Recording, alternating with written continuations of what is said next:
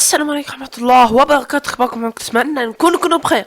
بس قبل ما نبدا كل حاجة لا تنسوا اللايك والاشتراك في القناة وتفعيل زر الجرس، علامة الجرس فعلوها.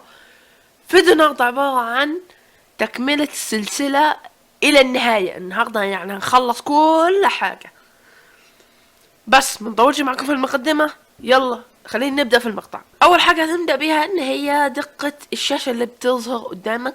طبعا الشاشة اللي بتظهر قدامك دي دقة في المونتاج، مش الدقة في اليوتيوب. يعني بعد ما تنشر الفيديو، لا، دي دقتها وانت بتمنتج. يعني شايف الصورة واضحة ولا عايزها تكون مشوشة، على حسب. مثلا يعني لو كمبيوترك ضعيف ومتقل الكمبيوتر تقيل، هتدوس على الثلاث نقط دي، على الثلاث نقط دي، على السهم ده، هتقلل بقى. هي بص 144. لو شغلنا الفيديو هتلاقيها مشوشة كده وكده. لا بس هي شغالة الفيديو اصلا. بس ده هنا بس، نعيد ونقول، هنا بس في المونتاج وانت بتعدل. اما بعد التحميل لا، دي 1080 اهي. حتى في التشغيل 100 فل. طبعا اول حاجة نعملها، لو عايز تكبر الشريط ده صغير، شايفه؟ تمسك من هنا تحتيه بشوية وتكبر. ادي اهو. وقلنا في الفيديو اللي فات، لو عايز تضيف لاير او شريط تاني من فوق، هتيجي هنا كده وتدوس ادد لاير.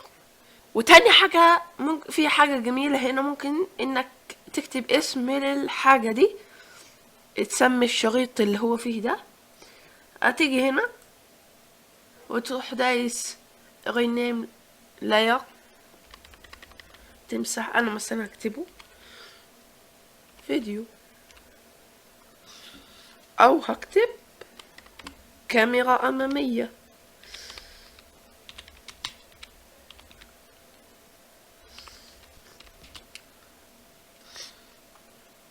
او هكتب مثلا كاميرا عشان بعرفين.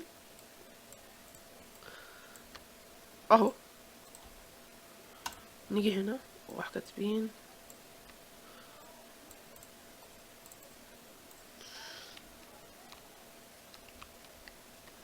اهو كاميرا، ودوس انتر او دوس هنا برا.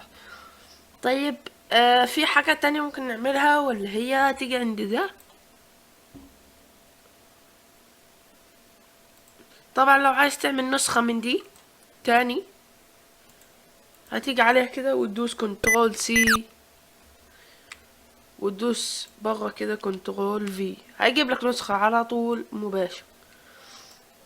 طبعا كده اهو تمام، جات لك فوقيها. طبعا احنا دلوقتي بنشوف اللي هو ده، ما بنشوفش ده.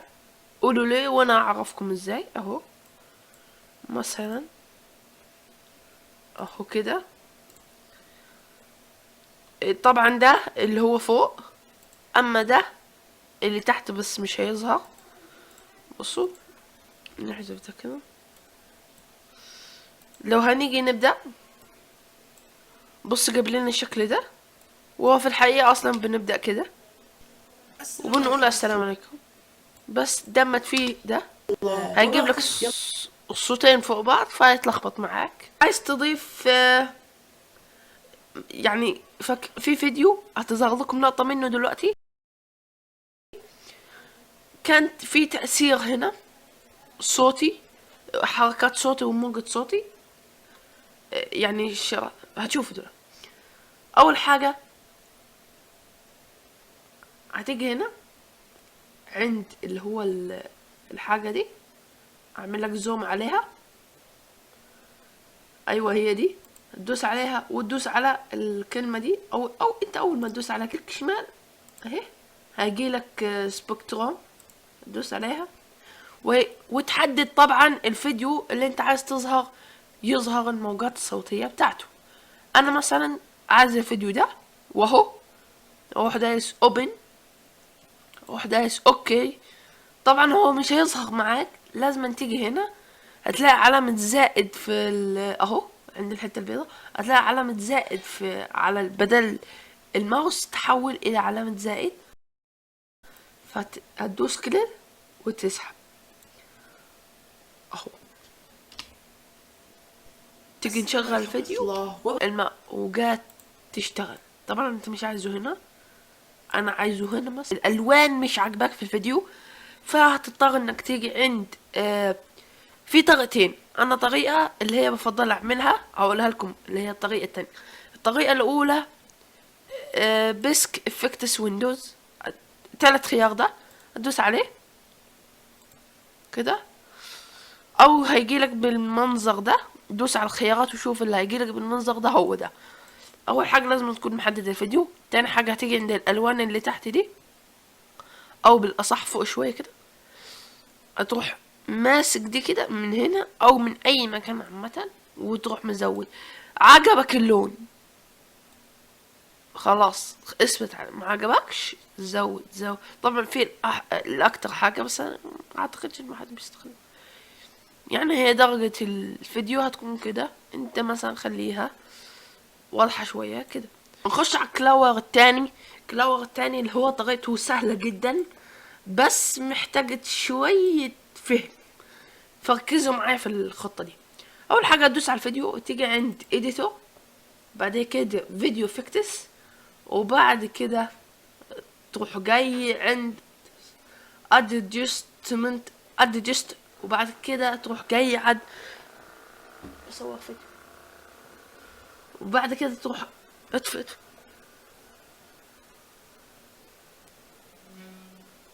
وبعد كده تروح جاي عند ادجستمنتس وتدوس عليها وتظهر لك الخيارات دي. تروح جاي عدوا معايا 1 2 3 4 5 6 7، اللي هي السبعة، اللي هي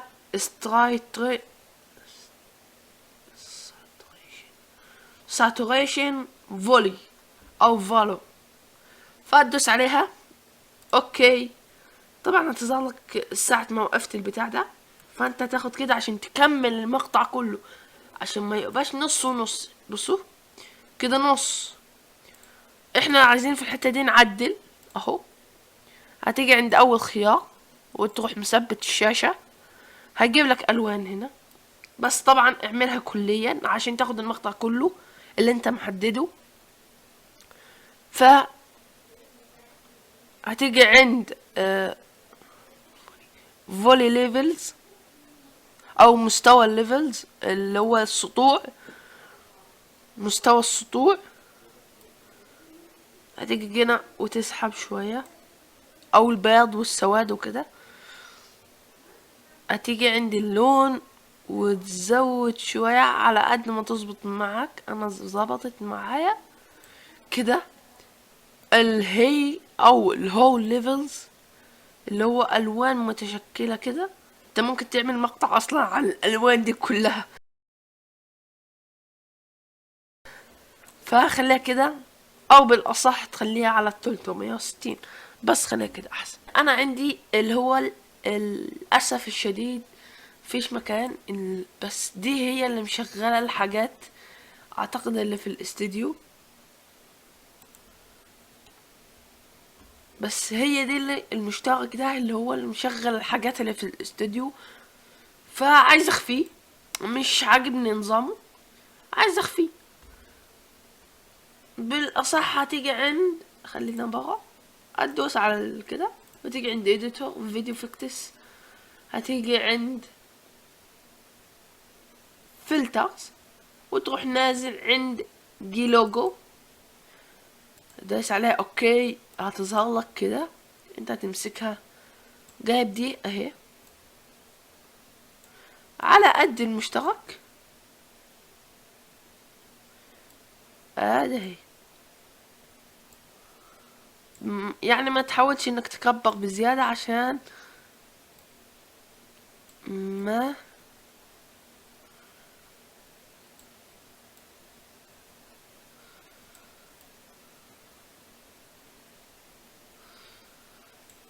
كده بالظبط اهو. طبعا انت حاسسها باينة، يعني ما هتدوس على اللي هو دي لوجو 1، وهتيجي عند اول خيار وتدوس على تثبيت الشاشة ده، وتروح جاي عند الليفلز.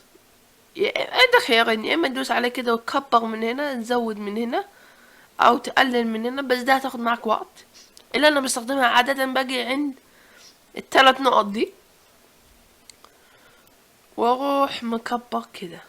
هذا هو، انا خفيتها كليا. يعني بص، لو انت اصلا لو انت مش منتبه وهتبص على الحيطة هتلاقي مخفية كليا، بس ممكن تبان اثار، واحنا ممكن نخفي الاثار.